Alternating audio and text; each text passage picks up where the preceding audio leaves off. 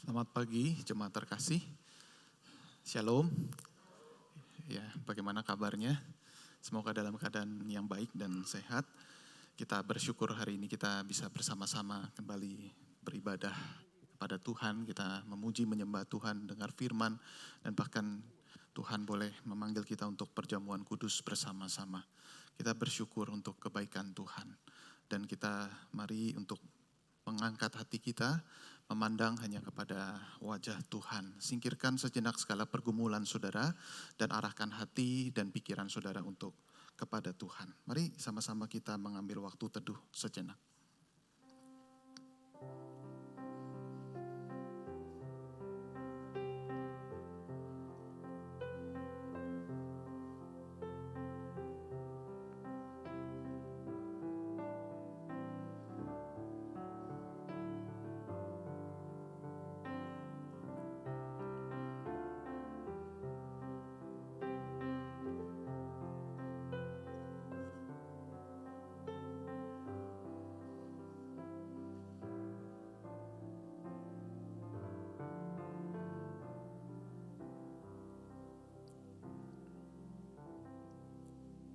Mari kita bangkit berdiri.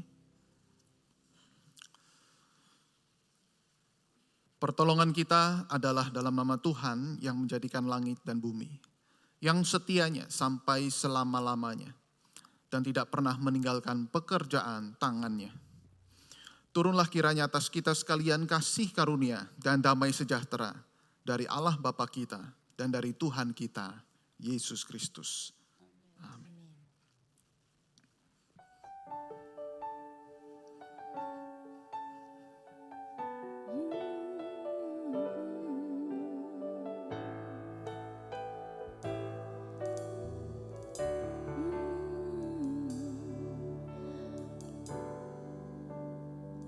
Sembah Dia.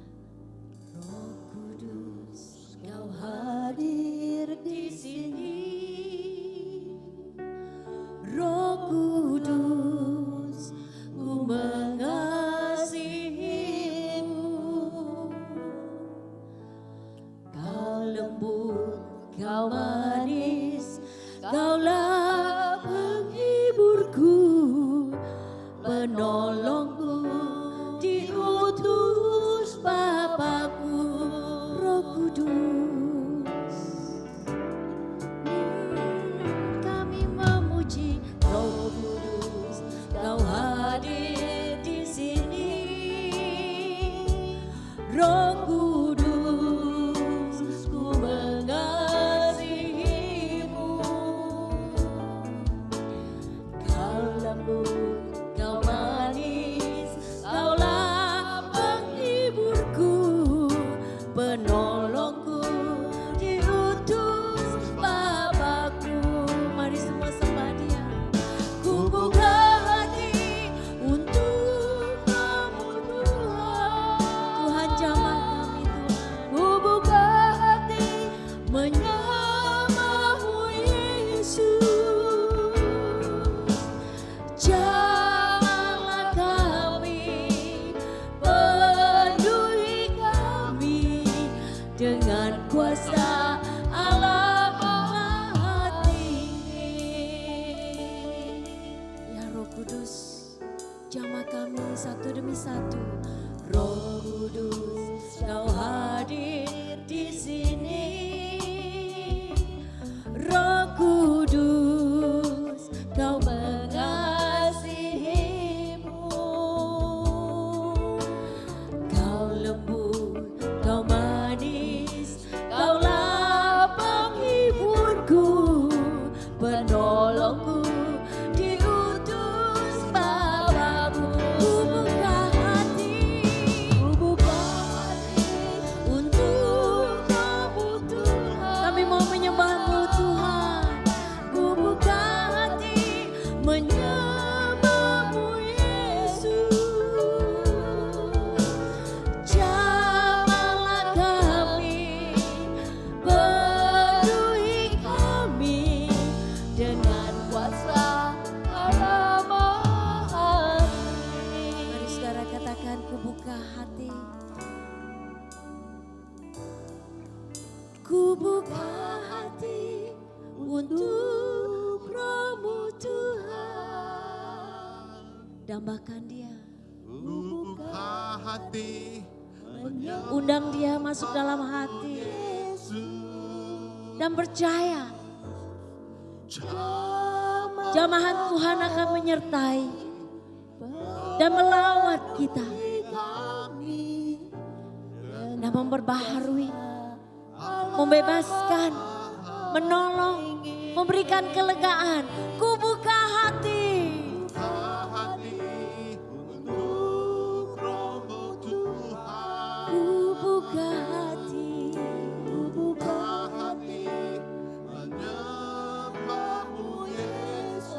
Jamahlah kami, jamahlah penuhi kami dengan kuasa Allah. Ku buka hati, kami menyembah-Mu Tuhan.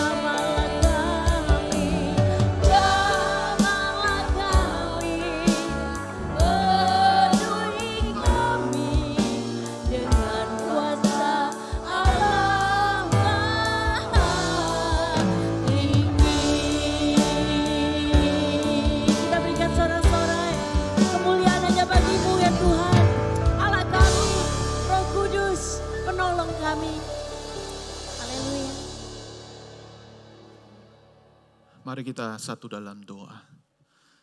Ya Tuhan, kami bersyukur ya Tuhan, Roh Kudus hadir di tengah-tengah kami untuk melawat setiap kami, menjamah setiap kami, untuk kami boleh datang beribadah, memuji Engkau, untuk datang ya Tuhan untuk memuliakan Yesus, merajakan Yesus, dan menyembah Yesus di atas segala-galanya. Kami bersyukur itu semua karena kasih karunia Tuhan.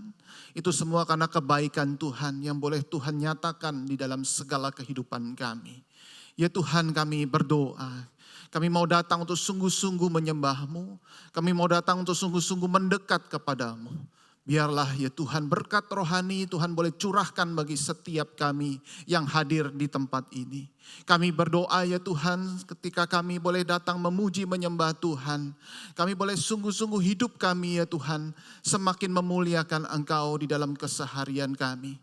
Bukan hanya di ruangan ini tetapi ketika kami pulang ya Tuhan. Kami boleh sungguh menjadi penyembah-penyembah-Mu yang hidup, yang sungguh berkenan di hadapan Tuhan.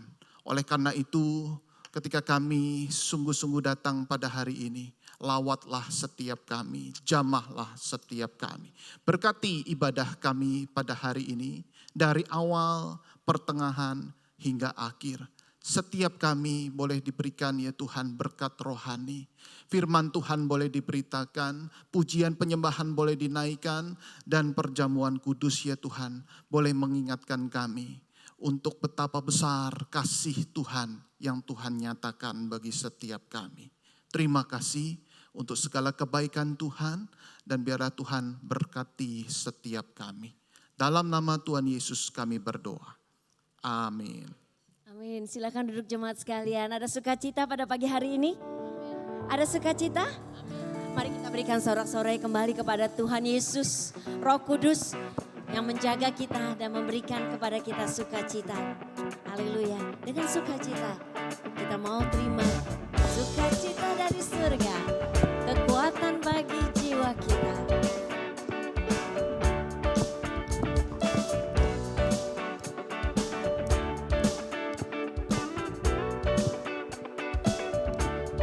Ya, terima sukacita surga. Itulah kekuatan bagi jiwa dapat rasakan kasih-Nya di tengah badai yang bergelora. Terima sukacita surga, itulah kekuatan bagi jiwa. Aminkan, ku dapat saksikan kuasa-Nya, taklukkan badai yang bergelora.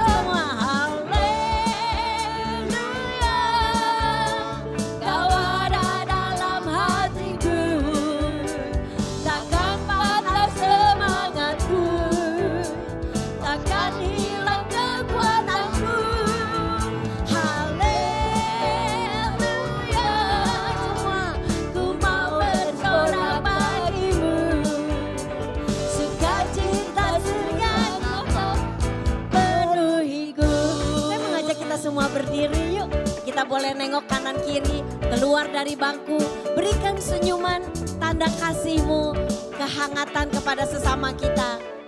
Puji nama Tuhan sebanyak-banyaknya yang kita bisa jumpai, haleluya. Terima sukacita surga, itulah kekuatan bagi jiwa. Ku dapat rasakan kasih, sebarkan sukacita dan keramahan dan kehangatan. Terima sukacita surga, itulah kekuatan bagi jiwa. Bernyanyi bersama, dapat saksikan kuasa-Nya, taklukkan badai yang bergelora. Semua haleluya, ku ada dalam hatiku, takkan patah semangatku, takkan hilang kekuatanku. Haleluya, semua ku mau bersorak bagimu, sukacita surga nyata penuhiku. Yuk kita nyanyi sekali lagi bersama-sama saudara. Kita mau terima sukacita dari surga. Haleluya. Terima sukacita surga, amin. Itulah kekuatan bagi jiwa. Ku dapat rasakan kasih-Nya, amin. Di tengah badai apapun masalah saudara, terima sukacita surga. Itulah kekuatan bagi jiwa. Ku dapat saksikan kuasa-Nya, taklukkan badai yang bergelora. Semua haleluya, Kau ada dalam hatiku, takkan patah semangatku, takkan hilang kekuatanku. Haleluya, ku mau bersorak bagimu. Katakan, sukacita surga nyata penuhiku. Katakan sukacita surga nyata. Sukacita surga,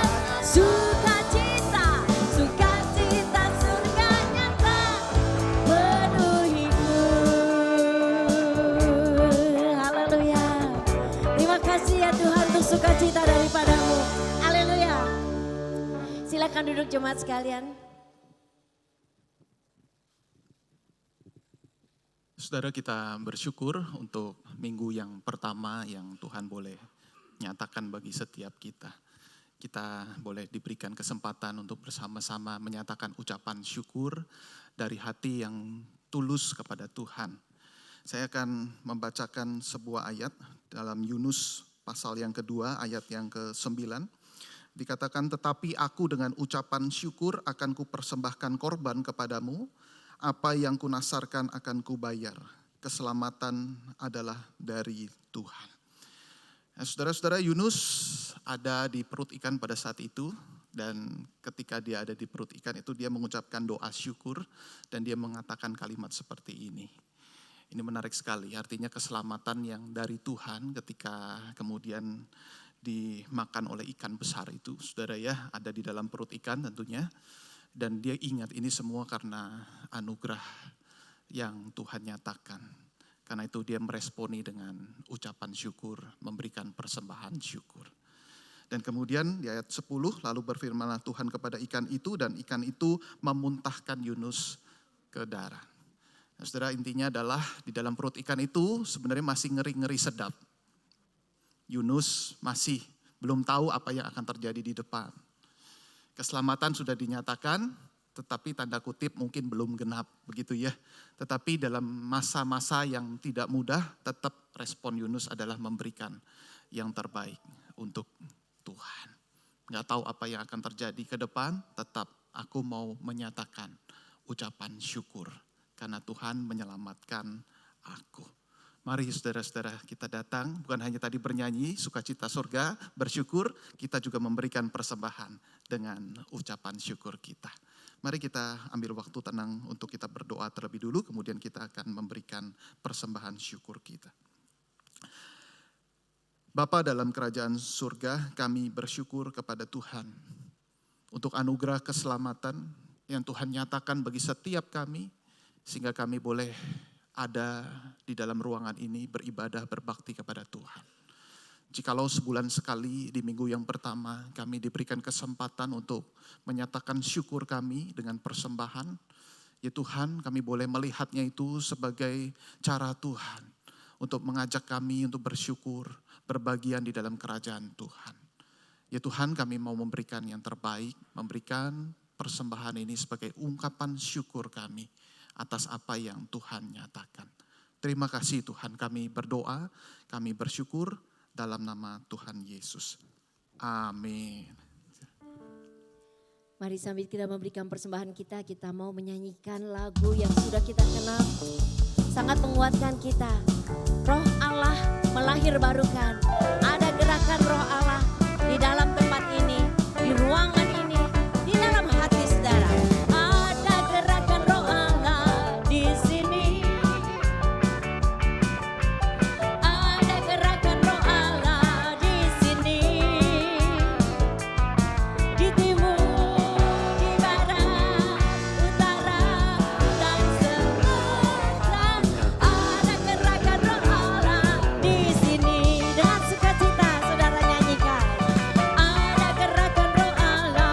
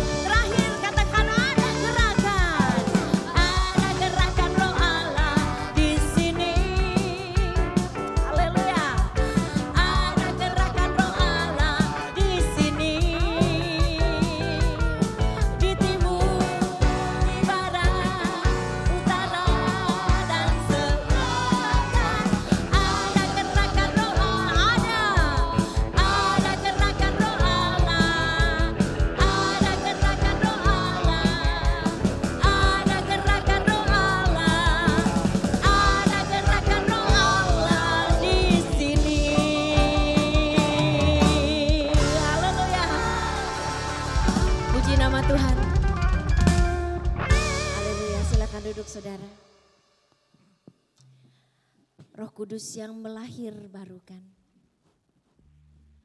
Mari kita mau menenangkan hati dan pikiran kita.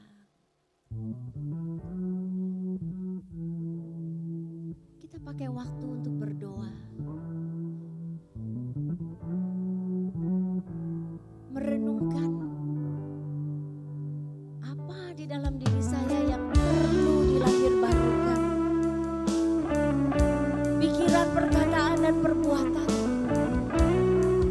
Mari Tuhan, tolong saya untuk lahir baru. Roh Kudus hadir di sini, mengalir di bait suci. Perkara ajaib pun terjadi, kuasa mujizat nyata. Karena Roh Allah sedang bekerja. Roh Kudus hadir di sini, mengalir di bait suci. Perkara ajaib pun terjadi, kuasa mujizat nyata. Karena Roh Allah sedang bekerja. Tiada yang mustahil dan tiada yang sukar bila Roh Allah turut bekerja. Tiada yang mustahil bagi orang percaya, karena Roh Allah turut bekerja di antara kita. Boleh musik lebih lembut sedikit? Saudara, mari kita masuk di dalam hadirat Tuhan dan berdoa kepada Tuhan.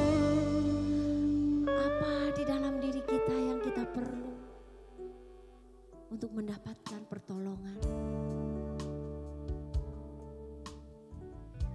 Apakah pikiran kita, perkataan kita, perbuatan kita? Dan kalau ada dari kita yang datang dengan segala beban yang berat, Tuhan, aku mau lahir baru. Tolong aku Tuhan. Masalah, beban yang berat ini, yang gak ada jalan keluar. Segala kesedihan, segala ketidaknyamanan, ketakutan,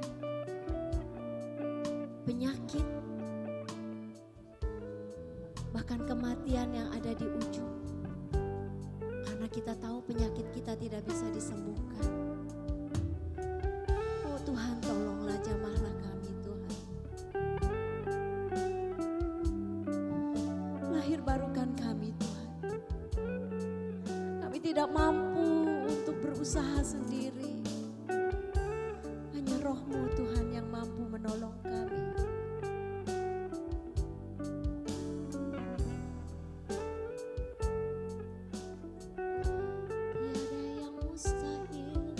Tiada yang mustahil dan tiada yang sukar bila Roh Allah turut bekerja.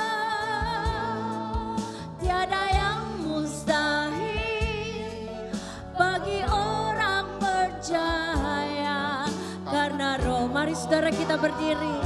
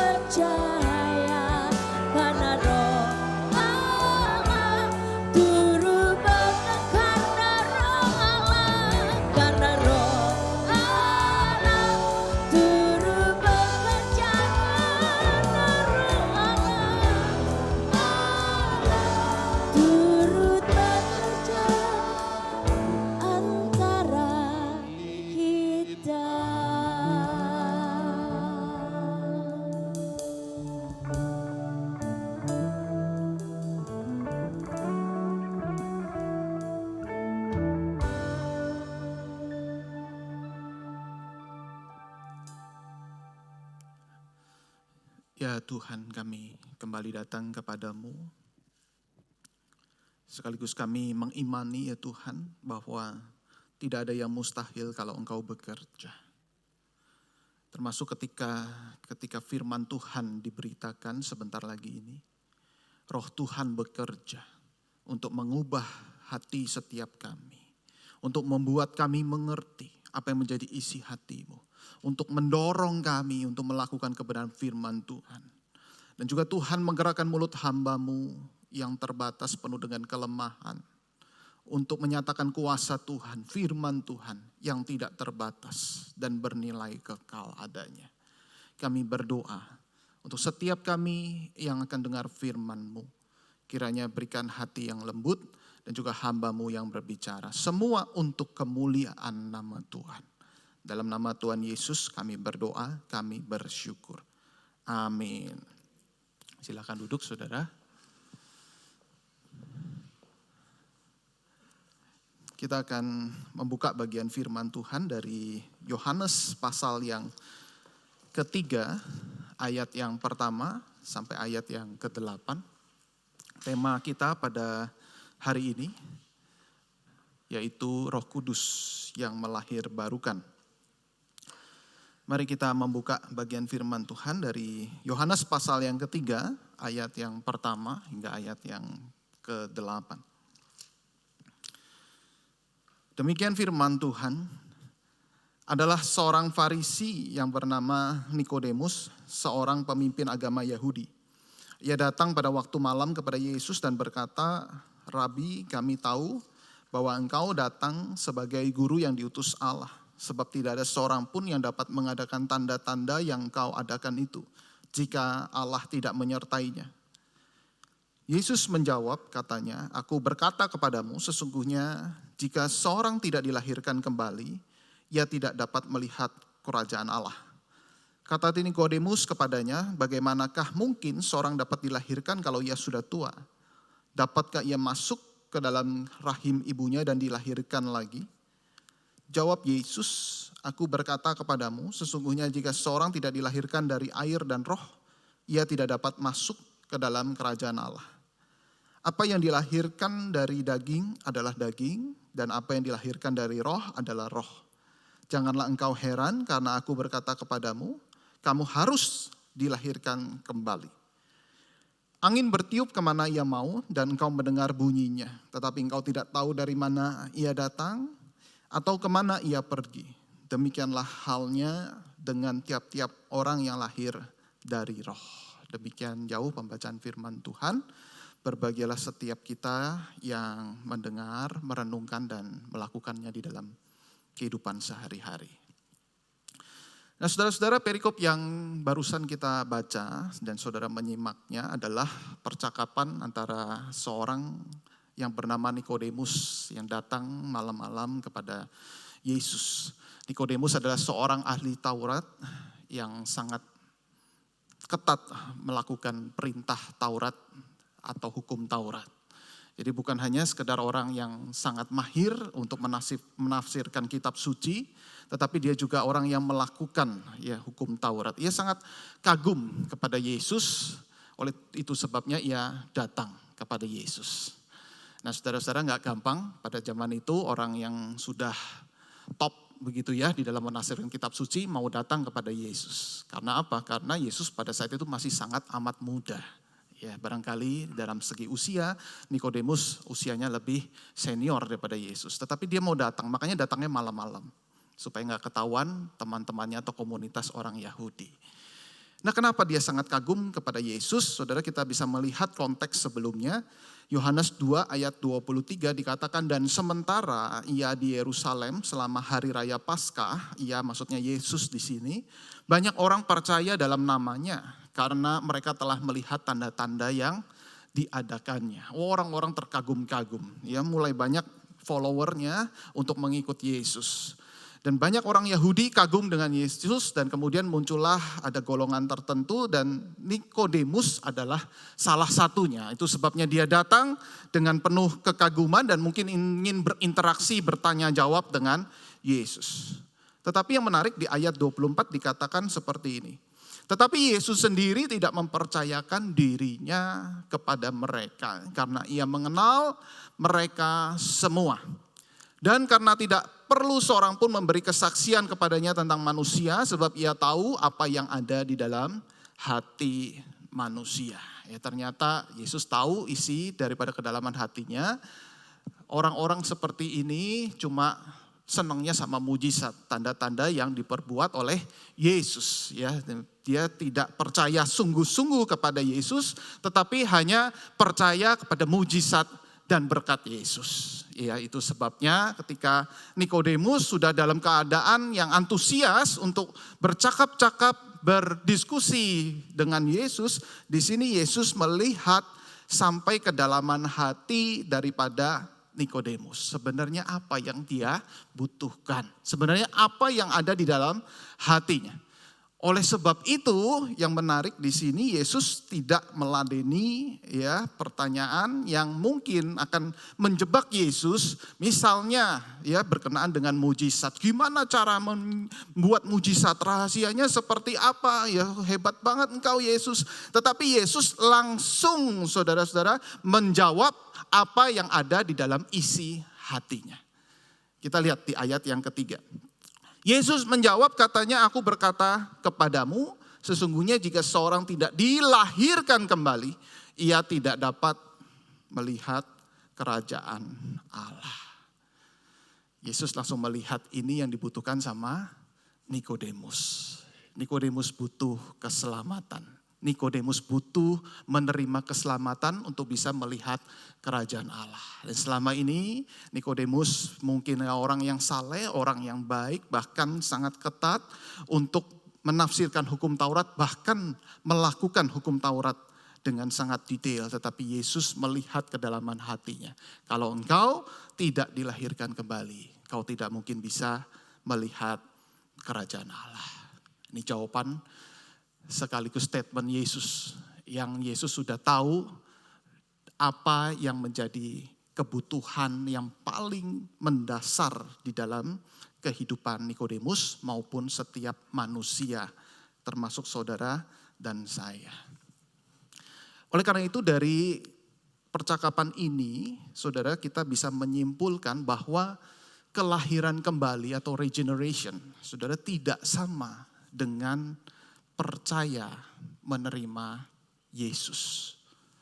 Saya ulang saudara. Kelahiran kembali atau regeneration itu tidak sama dengan percaya beriman menerima Yesus. Nah seringkali saudara orang-orang di gereja termasuk kita berpikir bahwa saya percaya kepada Yesus. Lalu kemudian saat itu kita dilahirbarukan. Atau setelah kita percaya, kemudian kita menangisi dosa-dosa kita. Lalu kemudian kita mengalami peristiwa yang namanya lahir baru. Saudara kalau kita melihat dari percakapan ini tentu ini adalah pengertian yang keliru. Kenapa demikian? Karena kelahiran kembali itu harus mendahului iman. Kelahiran kembali itu harus ada terlebih dulu. Tanpa kelahiran kembali tidak mungkin seseorang itu bisa beriman. Tidak mungkin bisa datang kepada Yesus, menerima Yesus, apalagi nangis-nangis menangisi dosanya.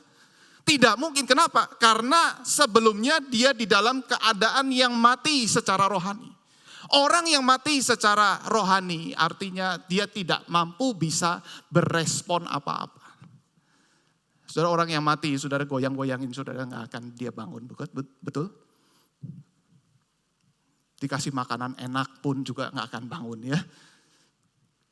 Tetapi saudara orang yang mati itu harus dihidupkan terlebih dahulu supaya dia bisa kemudian berespon. Nah ketika dihidupkan terlebih dulu ini yang namanya peristiwa lahir baru. Jadi lahir baru terlebih dulu baru bisa percaya kepada Yesus.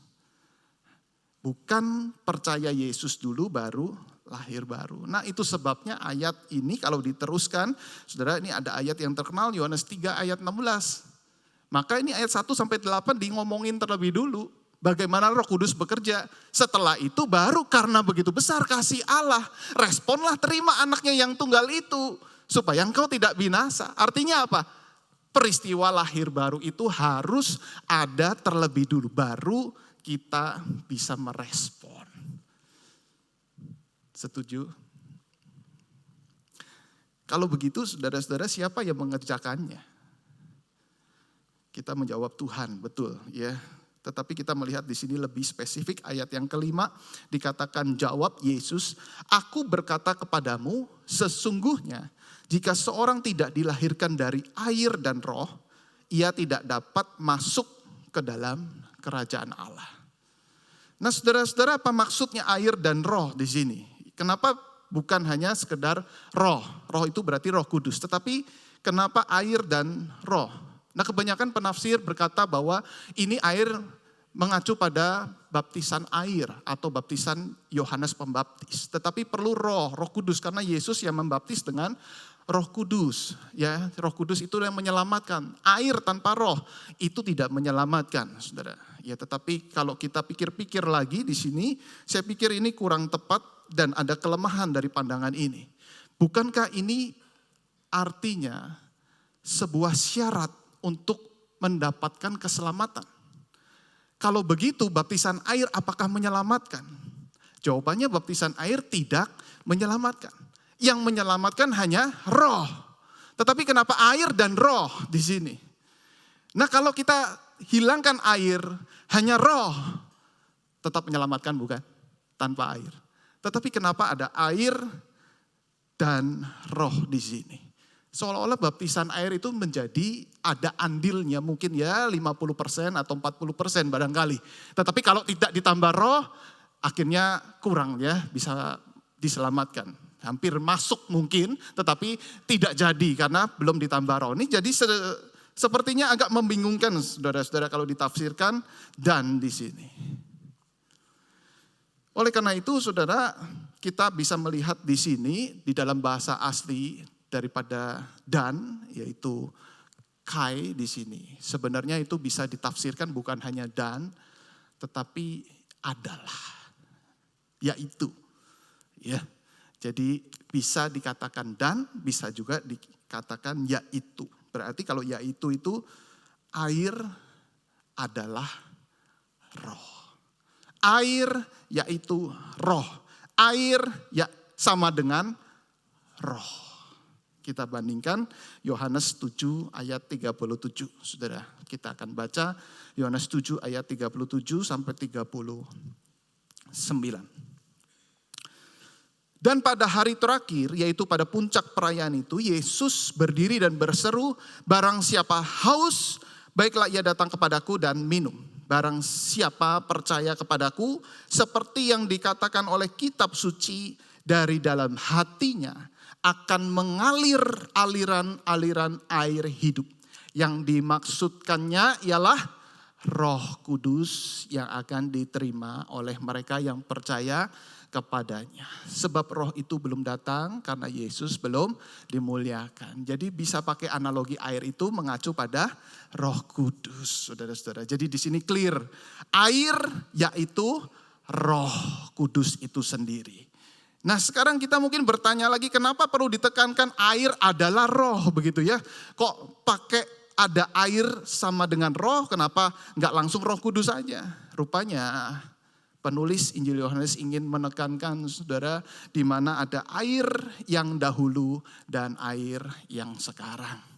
Air yang dahulu itu ya untuk mendapatkan keselamatan di dalam perjanjian lama.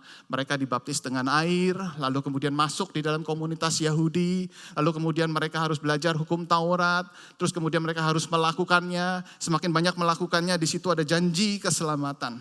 Tetapi air yang sekarang berbeda. Ini perjanjian baru. Ini sebuah materai yang baru, perjanjian yang baru. Di mana air itu adalah roh itu sendiri. Ketika Roh Kudus bekerja, dia langsung bekerja untuk melahirbarukan seseorang. Dan keselamatan akan dinyatakan oleh Allah. Itu maksudnya. Jadi ada perbedaan air yang dulu dan air yang sekarang. Orang pada saat itu ngelihat air yang dahulu, oh ternyata berbeda ya dengan air yang sekarang. Dan air yang sekarang itu adalah Roh Kudus itu sendiri. Nah kalau begitu kapan waktunya di mana Roh Kudus itu menyelamatkan atau melahirbarukan seseorang. Dikatakan tadi dalam firman Tuhan, angin bertiup karena ia mau engkau tidak tahu dari mana ia datang dan pergi. Jadi tidak ada yang tahu, sangat bergantung kepada kedaulatan Allah. Maksudnya angin bertiup dan kita tidak tahu kemana dia datang dan pergi. Tetapi saudara, seorang penafsir berkata kemungkinan besar sesaat sebelum dia terima Yesus. Sesaat sebelum dia terima Yesus. Sesaatnya kapan? Kalau saudara tanya lagi, waduh saatnya kapan ya? Mungkin 5 menit sebelumnya, mungkin 10 menit sebelumnya, mungkin juga bisa sehari sebelumnya, misalnya besoknya KKR, Roh Kudus sebenarnya sudah menyelamatkan terlebih dulu, sudah melahirbarukan, maka dia bisa berespon, oh ada KKR ya, mau deh, besok datang. Kira-kira seperti itu. Tapi sebenarnya Roh Kudus sudah melahirbarukan, makanya dia mau untuk diajak, dan kemudian mau juga untuk berespon. Tetapi tidak terlalu lama, maksudnya adalah setahun sebelumnya. Begitu ya saudara ya. Jadi kalau sudah hidup, sudah dihidupkan rohaninya pasti kan berespon. Gak mungkin responnya terlalu lama. Sampai 1 tahun deh nanti baru saya mau datang dengar berita firman Tuhan. Kayaknya gak begitu saudara ya. Jadi sesaat sebelum dia berespon terima Yesus dan bertobat menangisi dosa-dosanya. Oleh karena itu saudara, kalau kita tanya kapan Nikodemus mengalami lahir baru? Jawabannya tidak tahu. Setelah peristiwa itu, saudara, yang mengejutkan adalah dalam Yohanes 19 ayat 39, kita melihat di sini. Juga Nikodemus datang ke situ. Dialah yang mula-mula datang waktu malam kepada Yesus. Ingat Yohanes 3 tadi ya. Ia membawa campuran minyak mur dengan minyak gaharu kira-kira 50 kati berat. Di sini Nikodemus sudah percaya. Sudah lahir baru. Makanya dia datang. Waktu Yesus disalib. Makanya dia datang dan dia membawa persembahan. Tetapi momen persisnya kapan?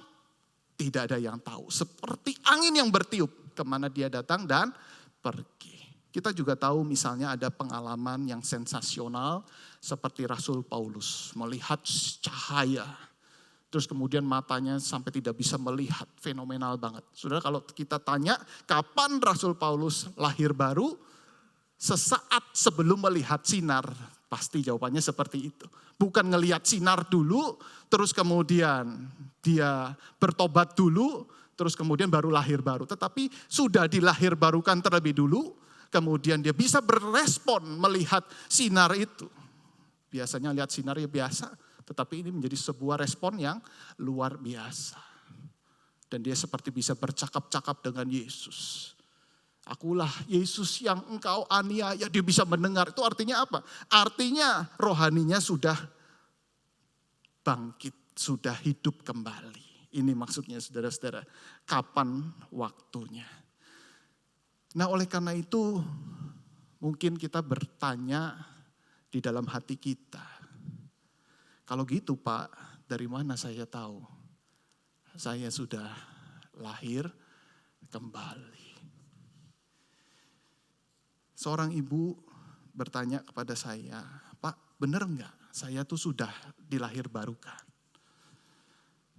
Kok kenapa ibu nanya begitu gitu ya? Padahal sudah aktif melayani gini loh, kadang-kadang tuh saya ngerasa resah, saya tuh masih berdosa, saya jatuh lagi di dalam dosa. Saya tuh ngerasa gelisah sekali. Setiap saya berdosa di hadapan Tuhan, saya bertanya-tanya. Tuhan, benar enggak ini saya adalah anak Tuhan, umat pilihan Tuhan. Lalu kemudian Tuhan katanya pilih, terus kemudian pasti lahir baru dan kemudian nanti akan menerima keselamatan. Jangan-jangan saya belum lahir baru loh Pak. Kalau melihat dari dalam hati saya ini banyak hal yang jahat di dalam hati. Jangan-jangan saya belum lahir baru. Tetapi saudara-saudara ketika saya bercakap-cakap dengan seorang yang berkata seperti ini, saya justru berkata, Ibu tenang. Dari percakapan Ibu tadi, saya langsung bisa melihat bahwa seorang yang sudah lahir baru itu punya kesadaran akan dosa. Orang yang sudah sungguh-sungguh lahir baru, dia punya kesadaran akan Allah. Dia merasa gelisah. Dan justru ibu sudah lahir baru menurut saya. Jadi tenang ketika kita sedang berpikir seperti ini, lalu kita digelisahkan, lalu apakah kita ngerasa tidak layak begitu ya? Ini ciri-ciri orang yang punya sense of God's presence. Itu kata daripada Timothy Keller. Kita tidak persis bisa mengerti, tetapi kalau mendeteksi di dalam hati kita, kita bisa tahu kita lahir baru atau tidak adalah punya sense of God's presence. Jonathan Edwards berpendapat begini. Saudara tidak perlu mahir baca kitab suci, apalagi menafsirkan. Tidak perlu sampai penginjilan kemana-mana, pelayanan ini dan itu memberikan persembahan. Tetapi ketika saudara mulai tertarik dengan perkara rohani dan merasakan pengampunan Tuhan, disitulah saudara kemungkinan besar saudara sudah dilahir barukan. Ada perasaan rohani yang tidak biasa, yang biasanya pikirannya duniawi, tetapi wah, ada Tuhan. Dan Tuhan itu berdampak di dalam kehidupan kita. Tuhan itu tidak abstrak di luar sana, tetapi berdampak. Ini kemungkinan besar kita sudah dilahir barukan. Saya pernah ketemu dengan seorang bapak begini. Bapak ini sudah sangat aktif di gereja. Pelayanan di sana sini. Tapi saya tanya iseng-iseng, Pak, kenapa Pak ke gereja Pak?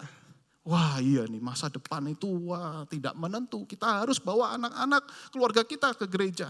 Ya pergaulan itu penting sekali, apalagi pergaulan untuk anak-anak. Kalau saya nggak bawa gereja, nanti anak saya nih pergaulnya sama siapa? Ya kita harus ke gereja supaya anak-anak saya dibatasi pergaulannya. Oh gitu ya. Terus Bapak pelayanan itu untuk apa Pak? Pelayanan itu ya kalau di gereja itu 11-12 lah sama di kantor di perusahaan. Ya sama-sama. Tetapi memang di gereja itu lebih sabar sedikit lah ya. Lebih banyak sabar sehingga kita mendapatkan insight-insight baru di dalam pekerjaan. Itu baik kalau pelayanan di gereja. Wah pasti leadership kita di perusahaan itu lebih naik. Koneksi juga lebih banyak. Kalau gitu Pak persembahan Pak. Untuk apa Pak? Ya gereja kan butuh maintenance lah ya. Setiap bulan ini listrik berapa. Hamba Tuhan juga butuh makan juga. Begitu ya. Kita perlu memberikan persembahan. Saya pikir dalam hati. Ini kayaknya yang belum lahir baru saudara-saudara ya. Gak ada Tuhannya yang diceritakan. Semuanya saudara kayaknya otak dagang saudara-saudara ya. Di mana sebuah gereja itu diumpamakan seperti kerajaan bisnis. Dan hanya sekedar teknis ketika dia terlibat di dalamnya. Tidak ada kata Tuhan, tidak ada hal yang rohani. Ini justru yang mengerikan. Nah saudara-saudara kalau begitu gimana respon kita? Apa yang harus kita lakukan dan apa implikasinya? Kalau ini benar-benar adalah perbuatan Roh Kudus. Saudara ya kita berdoa, betul tidak? Kita berdoa minta Tuhan Allah Roh Kudus berbelas kasih kepada orang-orang yang belum dilahir barukan. Dan itu kemungkinan saudara adalah keluarga Kristen, anak yang sudah dari lahir sudah dibawa ke sekolah minggu, namanya juga langsung nama Kristen saudara-saudara, tetapi belum tentu sudah dilahir barukan. Banyak doa supaya Tuhan boleh menjamah, melawat dan melahir barukan.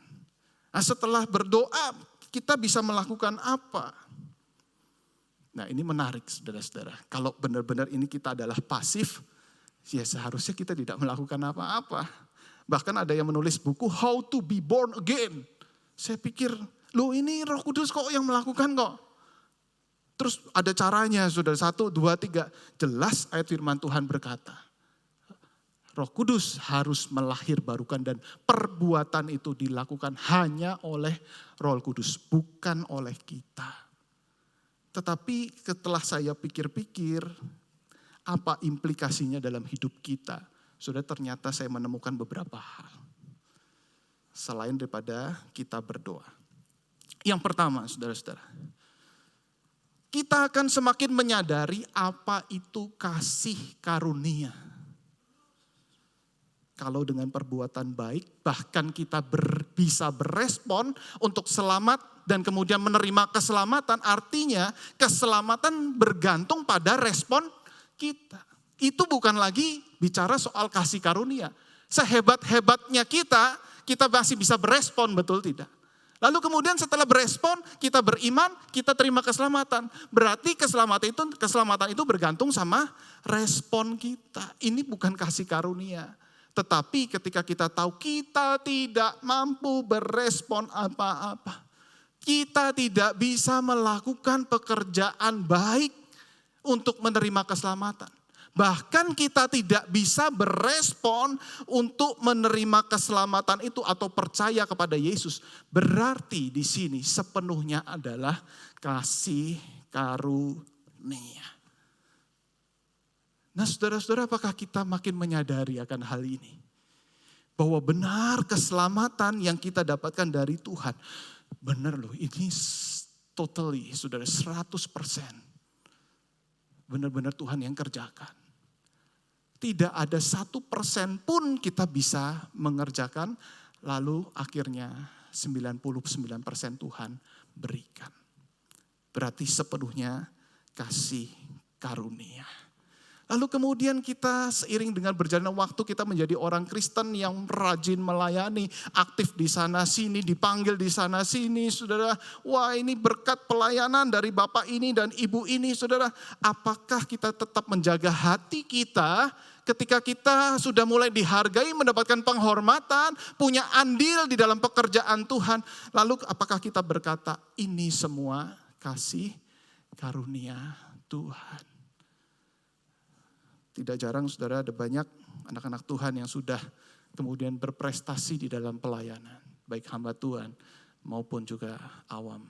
Dia berkata, ini semua karena saya. Kita lihat respon daripada Rasul Paulus. 1 Korintus 15 ayat yang ke-10 dikatakan, tetapi karena kasih karunia Allah, aku adalah sebagaimana aku ada sekarang. Dan kasih karunia yang dianugerahkannya kepadaku tidak sia-sia.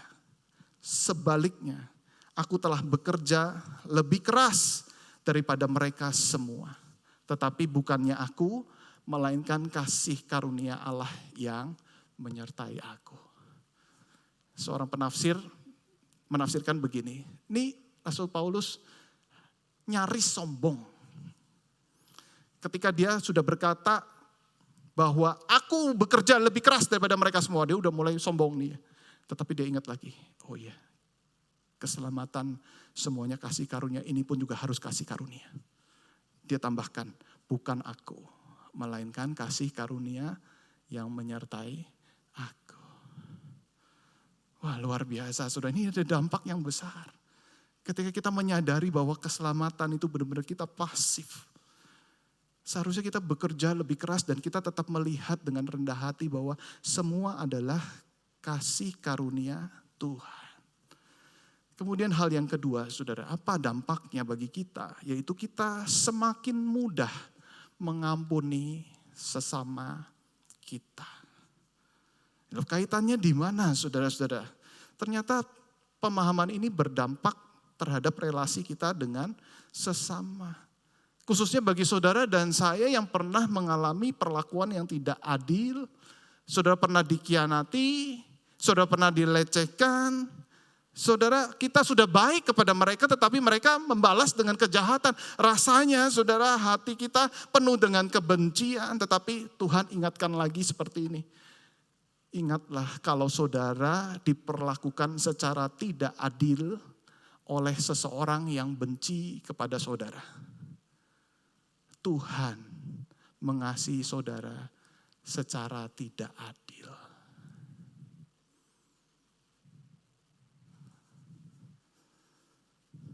Saudara waktu menerima keselamatan itu sepertinya Tuhan gak adil. Bukan karena kehebatan saudara, bukan karena kepandaian. Saudara ngelihat lagi saudara bukan orang baik.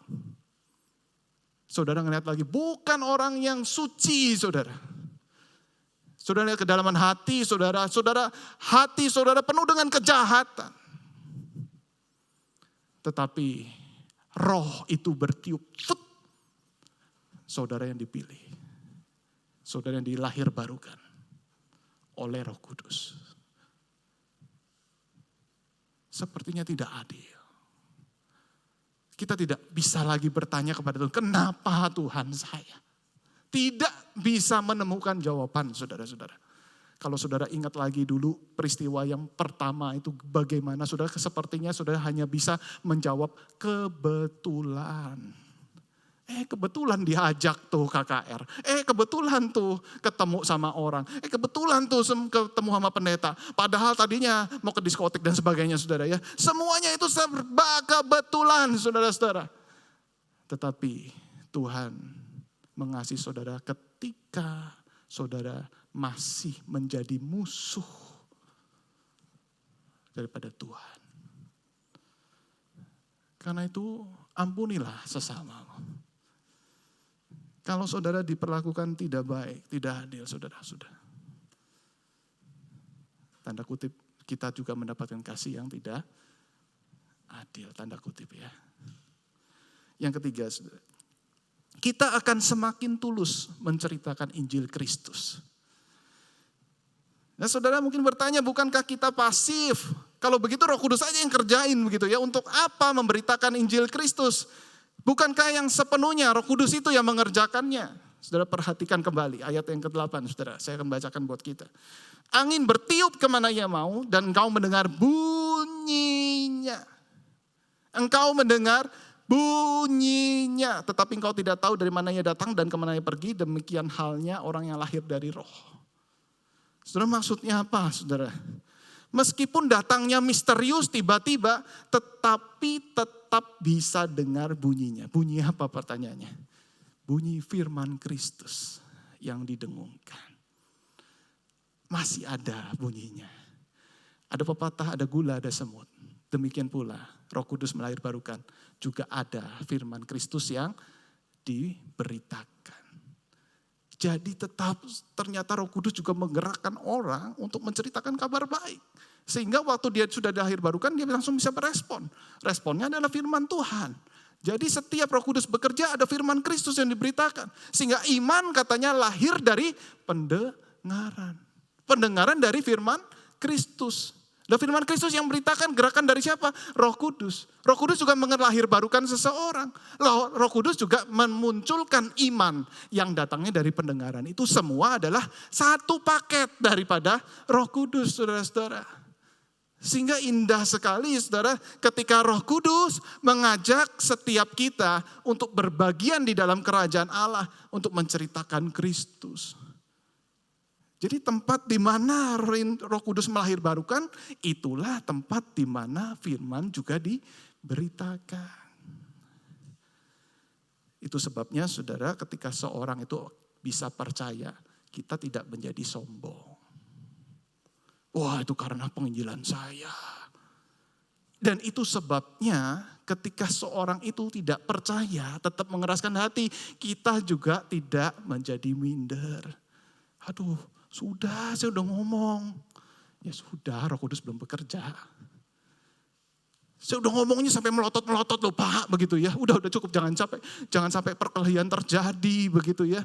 Roh Kudus, ya nanti sesuai dengan waktu timingnya Roh Kudus kapan, begitu. Yang penting saudara sudah memberitakan, menceritakan kasih Kristus, itu sudah cukup. Bagian yang lain, Roh Kudus yang mengerjakannya. Kita cuma diundang untuk menceritakan kasih Kristus. Setahun setelah saya lulus wisuda di saat STT saat saudara ya. Tahun 2012 kira-kira, wisuda saya 2011. Nah saya diminta untuk pimpin retreat remaja di salah satu gereja di Banjarmasin. Saat itu saya muda sekali ya. Sekarang juga masih muda saudara ya. Jadi saat itu saya masih muda banget, belum ada pengalaman. Dan kemudian 3 hari 2 malam retreat, saya baru dikasih tahu kalau Pak malam terakhir ada KKR ya Pak. Nanti ada calling begitu ya. Dan Bapak berikan tantangan untuk terima Yesus.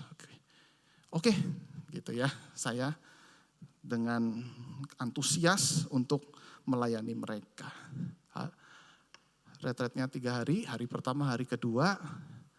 Dan yang membuat saya cukup gentar adalah anak remaja, saudara-saudara, hari pertama tidurnya jam 4 pagi.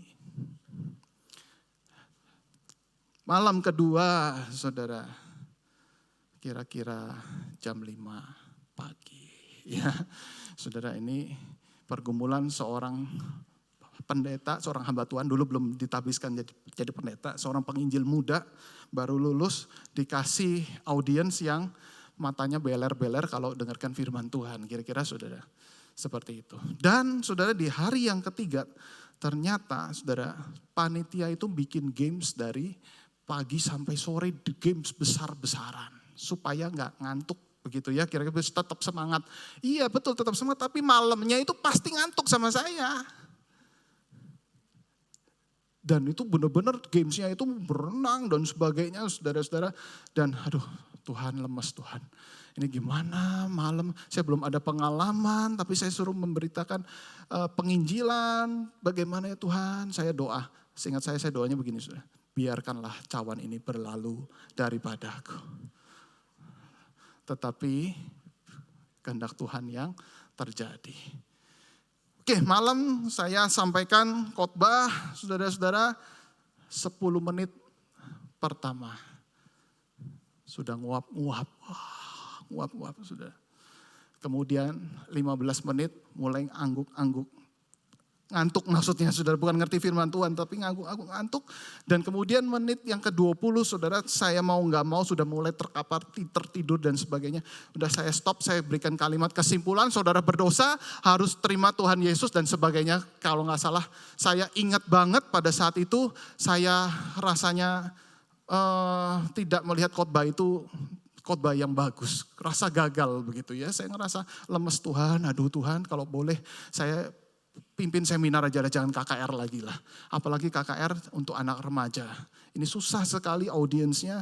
Tuhan saya gak mau lo, kapok Tuhan.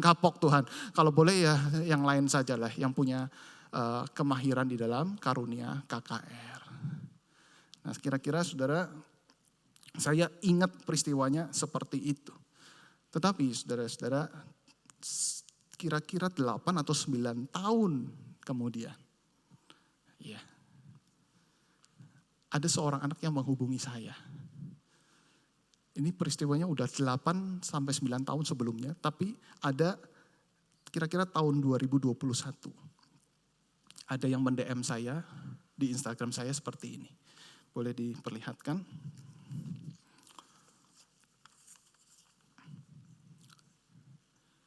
Dikatakan, saya nggak kenal ini orang, saudara ya. Halo, selamat malam. Salam kenal. Nah buktinya kan saya nggak kenal ya saudara ya. Itu tahun 2021. Maaf mengganggu Pak, perkenalkan nama saya si ini. Saya ingin bertanya, apakah Bapak dulu pernah pelayanan khotbah di retreat di gereja di Banjarmasin, Kalimantan Selatan 2012-2013. Jika iya, saya ingin mengucapkan terima kasih kepada Bapak atas pelayanannya yang sudah memberitakan Injil kepada saya saat saya masih SMP. Dan hidup saya tidak pernah sama lagi. Sesudah saya mendengar ada seorang pribadi yang rela mati bagi saya. Dan orang yang memberitakan Injil itu kemungkinan adalah Bapak. Next. Waktu itu saya masih ingat Bapak berkhotbah. Ada satu pribadi yang rela mati bagi kamu. Namanya Yesus. Saya menangis setelah mendengar satu kalimat sederhana itu. Saya memutuskan untuk mengikuti Yesus. Saya mulai baca Alkitab dan saya mencoba melakukan apa yang saya baca dari Alkitab. Hidup saya berubah, saya bertobat. Jadi sekali lagi terima kasih Pak untuk pelayanannya. Saya ingin bilang pelayanan Bapak tidak sia-sia. Buktinya kedatangan Bapak ke Banjarmasin hanya dalam bentuk retreat 3 hari itu bisa membawa dampak yang besar bagi kehidupan saya. Waduh luar biasa saudara. Saya ingat sekali waktu momen itu saya rasa khotbah jelek. Terus kemudian pengen calling saudara rasanya gak pede. Kenapa? Karena sudah audiensnya seperti ini. Jadi akhirnya saya putuskan daripada saya sendiri yang malu gak ada yang bangkit berdiri. Lebih baik udah jawab dalam hati saudara. Kira-kira saudara jawab dalam hati saudara. Apakah saudara memutuskan untuk percaya pada Yesus? Karena waktu saya panggil berdiri nanti gak ada yang berdiri saya yang malu kan. Ya kan, udahlah saya dengan hikmat Tuhan saya putuskan seperti ini. Sambil saya ngomel, Tuhan jangan lagi Tuhan kapok ngomongin seperti ini. Tetapi saudara-saudara, Roh Kudus bekerja luar biasa, berikan aplaus untuk kemuliaan Roh Kudus. Roh Kudus bekerja, melahir barukan. Bahkan saya dikontak sampai saya menangis, Tuhan ini luar biasa. Bukan karena faktor pengkhotbah, tetapi Roh Kudus sendiri yang bekerja. Roh Kudus sendiri yang melahir barukan seseorang. Dan Roh Kudus sendiri yang memakai setiap kita untuk menjadi pengabar berita Injil Kristus.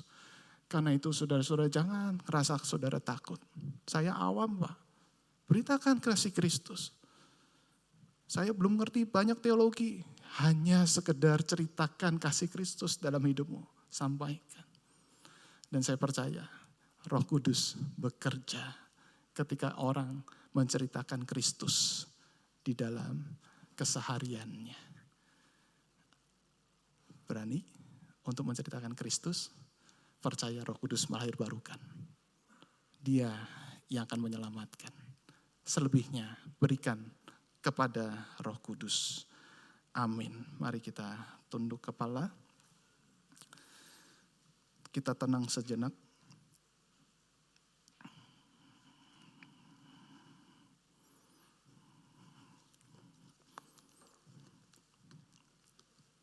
Saudara, ingat kembali ketika engkau bisa percaya dan engkau menerima keselamatan.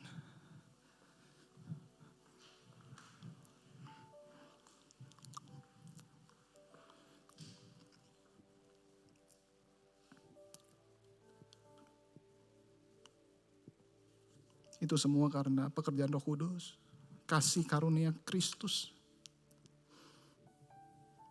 Ingat kebaikan Tuhan.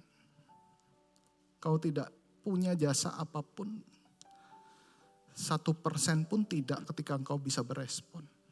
Kau sudah dilahir barukan terlebih dulu oleh Roh Kudus.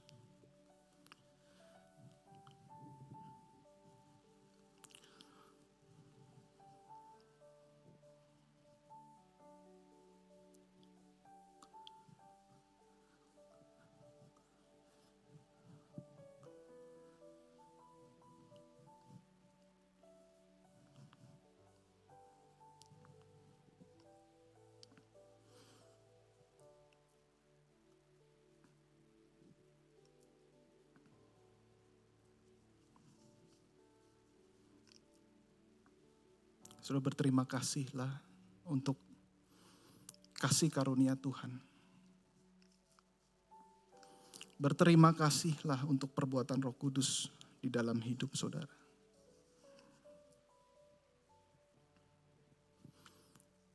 Dan sebentar kita akan melangsungkan perjamuan kudus. Saudara yang sudah dibaptis dewasa ataupun di sini, saudara diundang untuk mengikuti perjamuan kudus.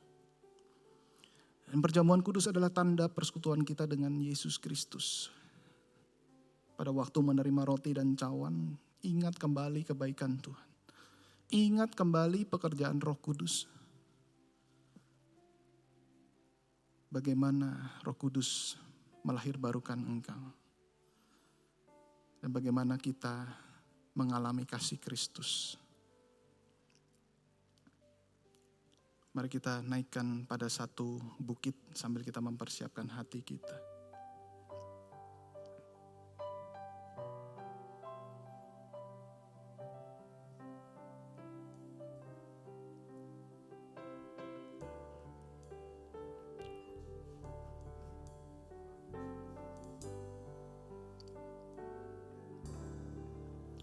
Pada satu bukit jauh dari sini, lihat salib Tuhan berdiri.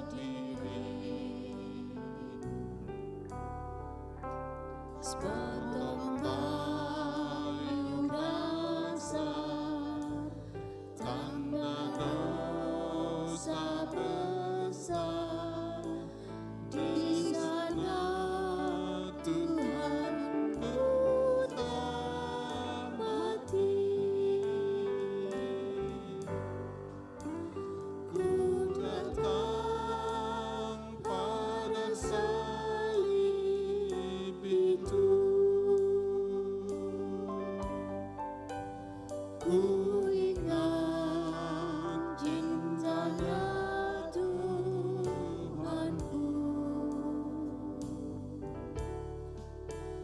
Dan ku datang pada kakinya.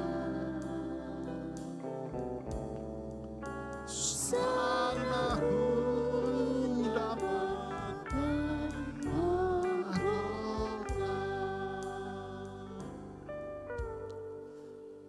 Pada waktu malam ketika Yesus diserahkan, ia mengambil roti dan sesudah itu ia mengucap syukur atasnya dan kemudian ia memecahkannya.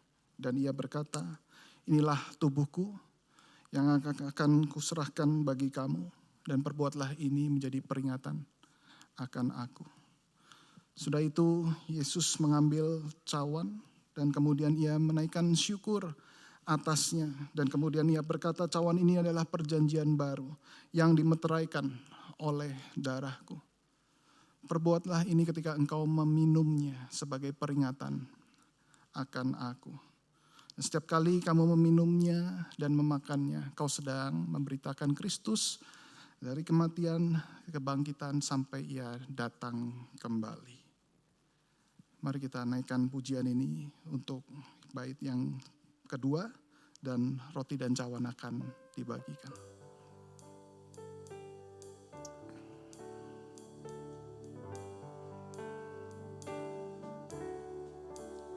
Dari kayu salib mengalir darahnya, waktu Yesus disembah.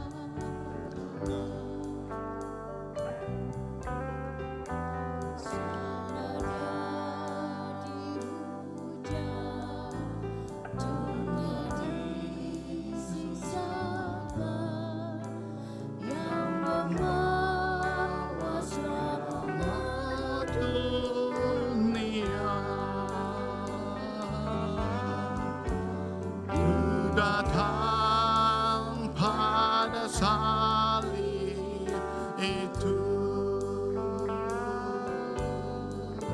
ku ingat cintanya Tuhanku.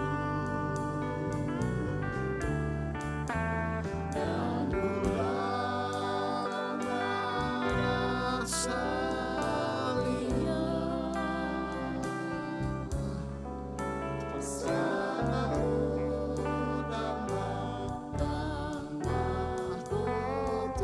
Ku datang pada salib itu. Ku datang pada salib itu.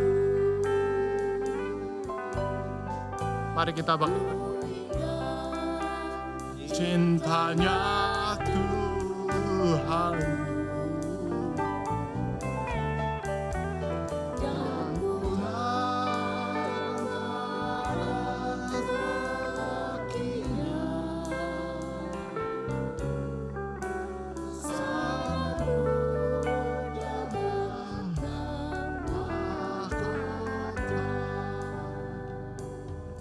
Apakah saudara sudah menerima semua roti dan cawan? Apakah ada yang belum?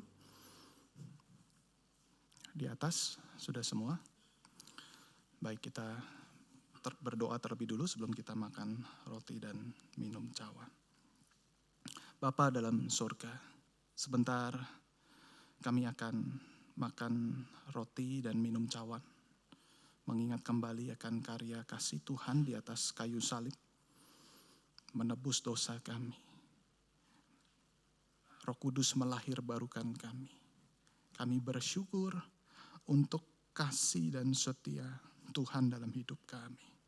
Oleh karena itu ya Tuhan, ketika kami makan roti dan minum cawan ini, boleh iman kami boleh bertumbuh. Kami boleh makin kenal Tuhan. Kami boleh semakin giat untuk melayani Tuhan. Dimanapun kami berada ya Tuhan. Kami boleh menceritakan kasih Kristus dan menunjukkan kasih Kristus dalam hidup kami. Kami berdoa, curahkan berkat rohani bagi setiap kami. Dalam nama Tuhan Yesus kami berdoa. Amin. Roti di tangan kanan kita, roti yang sudah dipecah-pecahkan ini ada tanda persekutuan kita dengan tubuh Yesus Kristus, di mana Ia sudah memberikan tubuhnya di atas kayu salib dan untuk menebus dosa-dosa kita. Mari kita makan.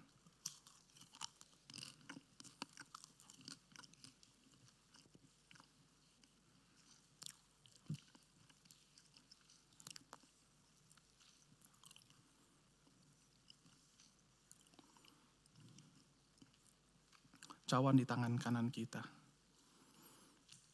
Cawan ini adalah tanda persekutuan kita dengan darah Yesus Kristus yang sudah dicurahkan di atas kayu salib untuk menebus dosa kita. Mari kita meminumnya.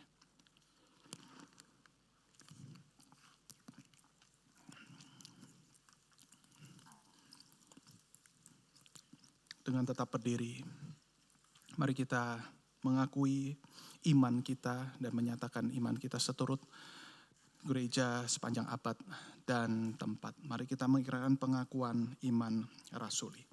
Aku percaya kepada Allah, Bapa yang Maha Kuasa, Khalik langit dan bumi, dan kepada Yesus Kristus, anaknya yang tunggal Tuhan kita, yang dikandung daripada Roh Kudus, lahir dari anak darah Maria, yang menderita di bawah pemerintahan Pontius Pilatus, disalibkan, mati dan dikuburkan, turun ke dalam kerajaan maut.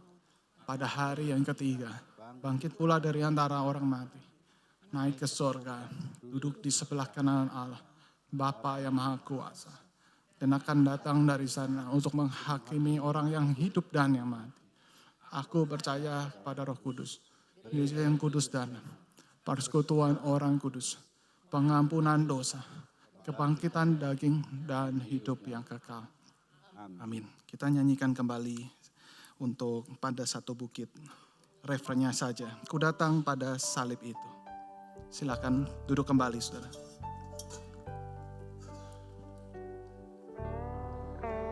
Ku datang pada salib itu.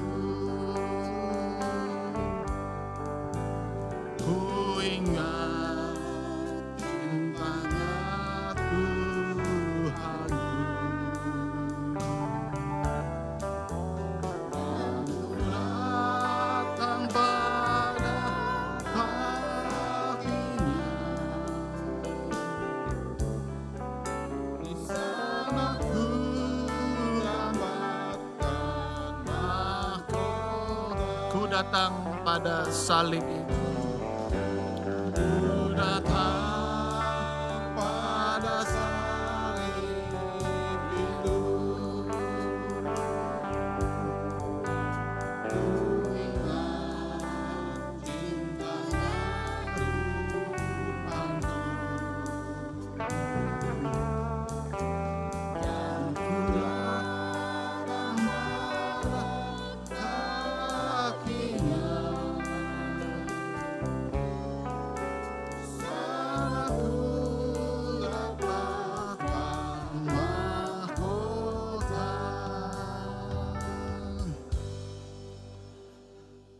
Ya, kita akan berdoa sebelum kita memberikan persembahan syukur kita. Mari kita satu dalam doa. Bapa, kami bersyukur kami boleh menerima roti dan cawan, di mana Tuhan mengingatkan kami kembali akan karya kasih Kristus di dalam hidup kami. Dan sebentar kami juga akan memberikan persembahan sebagai ungkapan syukur, di mana kami boleh memberikan yang terbaik untuk kemuliaan Tuhan. Bukan hanya memberi, tapi kami mengingat kembali pemberian Tuhan dalam hidup kami. Terima kasih Tuhan, kami berdoa untuk persembahan ini. Tuhan pakai untuk memperluas kerajaan-Mu di tengah gereja Petra Indonesia. Terima kasih Tuhan, kami berdoa dalam nama Tuhan Yesus. Amin.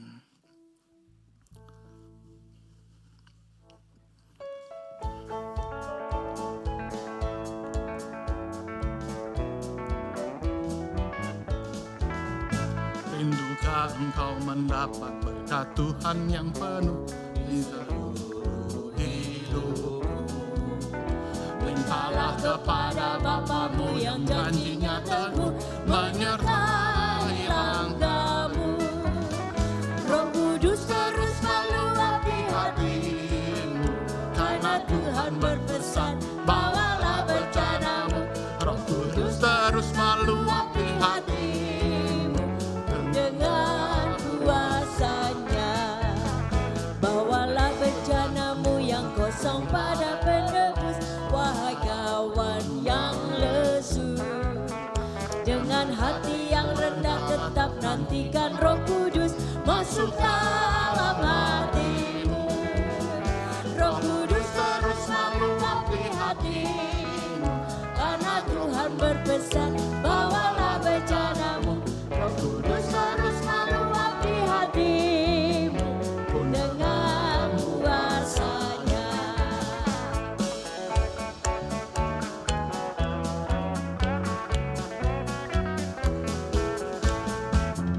Oh, anugerah ilahi pun mengalirlah terus, berubah kasihnya. Bencanamu kan terisi oleh kuasa Roh Kudus.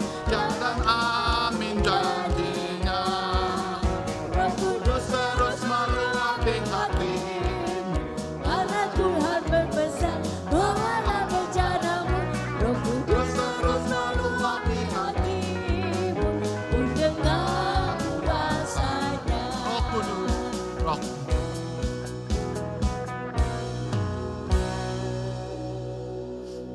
Mari kita satu dalam doa. Tuhan, kami bersyukur untuk pekerjaan Roh Kudus dalam hidup kami. Roh Kudus melahirbarukan kami, mengingatkan kami akan kasih Kristus, dan bahkan ya Tuhan, kami boleh dilayakkan Tuhan untuk melayani Engkau maupun memberikan persembahan kepada Tuhan. Kami bersyukur ya Tuhan untuk segala kebaikan Tuhan, berkat rohani yang kami terima, pemahaman yang baru yang menguatkan kami untuk kami boleh terus bertumbuh dalam iman. Itu semua karena karya Roh Kudus di tengah gerejamu ini. Kami berdoa, kami menyerahkan untuk setiap kami di dalam setiap pergumulan ya Tuhan. Mungkin kami bertanya-tanya, ya Tuhan, sampai kapan penderitaan kami berakhir? Sampai kapan sakit penyakit yang dialami oleh anggota keluarga kami akan berakhir ya Tuhan? Tolong kami Tuhan.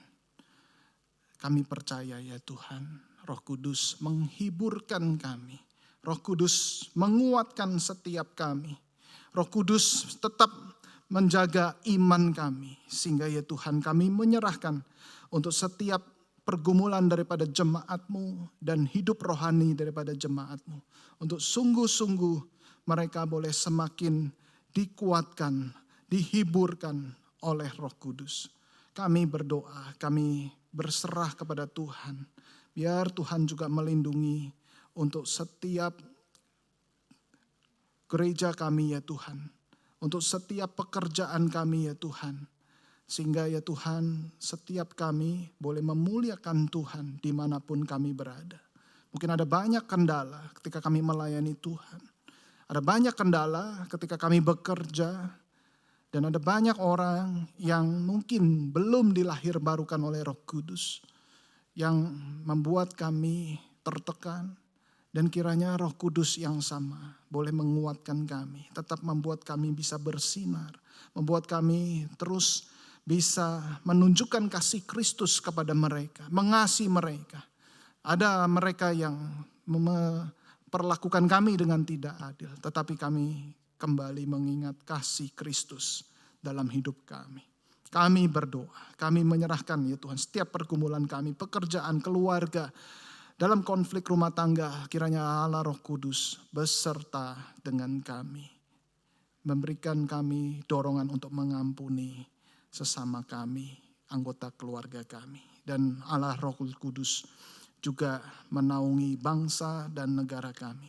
Sehingga dalam masalah menjelang pemilu ya Tuhan, ada banyak masalah-masalah politik yang terjadi dan akan terjadi dan masif, sistematis akan terjadi.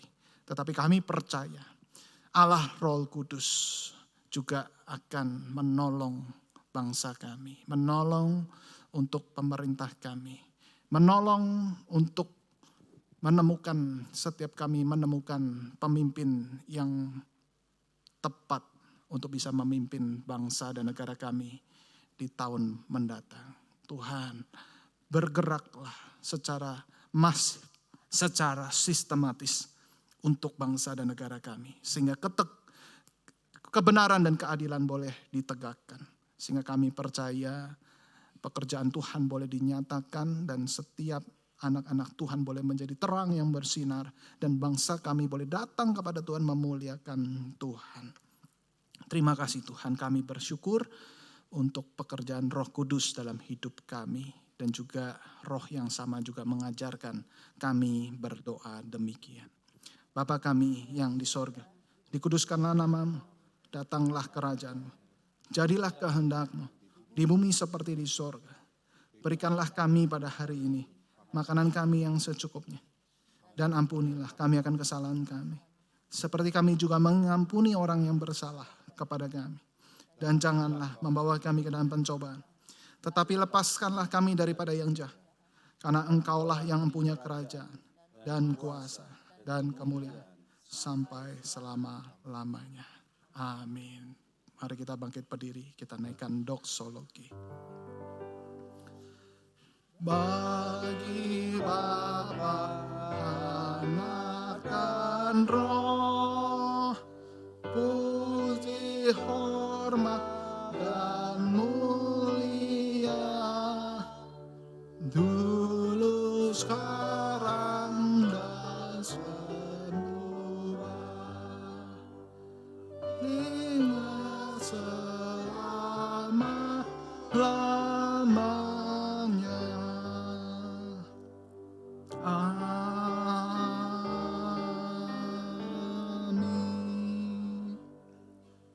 Jemaat terkasih, pulanglah dan terimalah berkat dari Allah Tritunggal. Kiranya kasih dari Allah Bapa, pengampunan dari Allah Anak, Yesus Kristus, dan penyertaan kuasa penghiburan dari Allah Roh Kudus terus beserta bersama dengan saudara dari saat ini sampai selama-lamanya. Amin.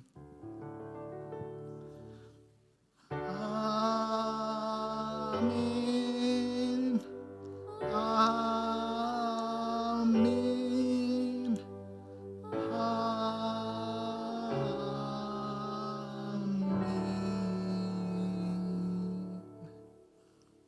Amin. Silakan duduk saat teduh. Tuhan memberkati setiap kita.